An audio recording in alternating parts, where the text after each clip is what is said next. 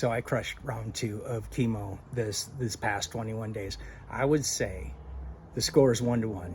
Chemo kicked my ass on the first cycle, and I kicked chemo's ass on the second cycle. So we'll see what happens for the next 4. They're 21 days separated, and I got my 3rd chemo round infusion this morning, and it's 7:45, and I feel pretty good. So it's great. So round 3 is starting off good. Let me just cover a couple things on this video. The first one is the side effects of the chemo immunotherapy.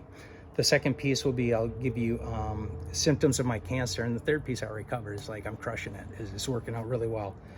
At least this round was. So side effects of the chemo cocktail I'm on is Pola-R-CHP plus AR-CHP. Pola-R is the new drug that was, I think maybe a year or 2 ago, it was approved for diffuse large B-cell lymphoma, which I have. I also have an underlying follicular lymphoma, but with the diffuse B-cells is a serious one. The follicular is like, it's not serious, but they can give you other kind of treatments, and you can live with this a long time. The diffuse large B-cell lymphoma, not so much. So the side effects of the regimen I'm on, the main one, I think, is brain fog. The first week and moving into the second week, about halfway there, so about half of the 21 days, you're just kind of, you have to be very crisp and to the point, because if you carry on a long conversation, and like I do, as you can tell from these videos, you start losing your train of thought halfway through, and you'll be like, what were we talking about? Now that normally happens to me, once or twice, a week, and it's more like once or twice or 3 or 4 or 5 times a day for that first bit. Numbness to the arms and legs are normal. I actually get it in my fingers and my feet and my toes. I can actually feel when I'm walking. I can kind of feel the bones of my feet. When I'm writing, when I'm texting, when I'm typing, that can be challenging that first week, but then that kind of goes away. Now they do say that one is additive, so we'll see if this round brings anything different. Hair loss, enough said. Now, the one thing with the hair loss, I didn't lose everything. I shaved it off, but it does grow back super patchy, and it grows back all gray. Before I went in for chemo, it was, let's say 3/4 blonde, one more like, okay, let's be honest, 2/3 blonde, 1/3 gray. And now it seems to be all gray. I don't really have much else coming back in to it. But I guess what that did make me realize, though, is like, you're literally sitting on the couch, and I look over and we can see a mirror from our entryway when I'm sitting in a certain seat.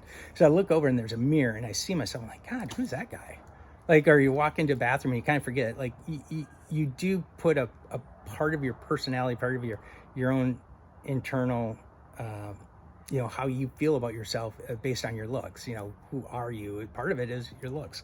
And so this must be really, really difficult for women. Now, I was already losing my hair, so I'm not happy about it, but it is what it is. You just go on, right? But I can see that being really difficult for someone going through breast cancer or something else where they lose their hair, and it's like, God, you know what, with what media puts on women for the looks and kind of the people you want to aspire to be, it's not the greatest. It's not the greatest, especially if you're losing your hair as a woman. But let's move on. So lack of energy and fatigue, I'm still dealing with that, but I'm getting through it.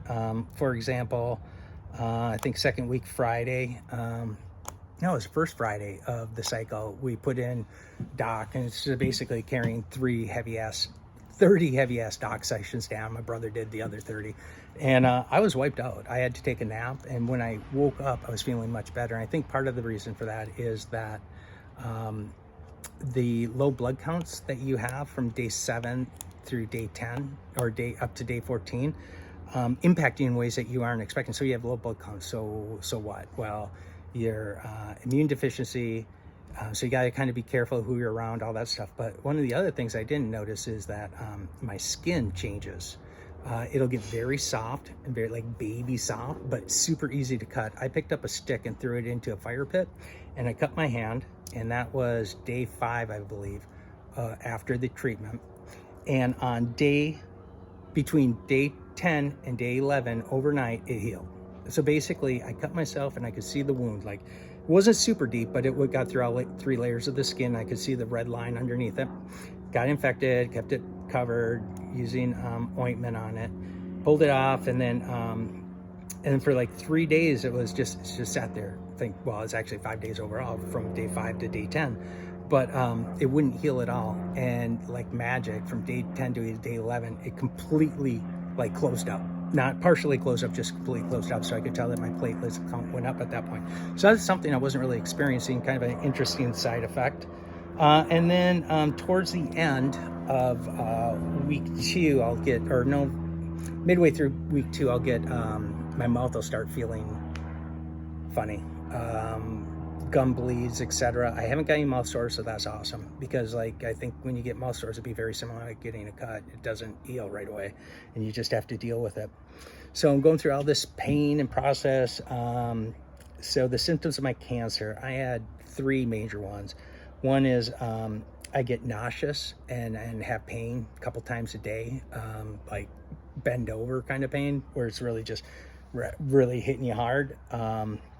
So it's kind of like like when you're hungry, but now multiply that by like 50. Then rapid weight loss. I went down from about 187 down to 177, and so 177 for me is getting pretty low in the body fat range.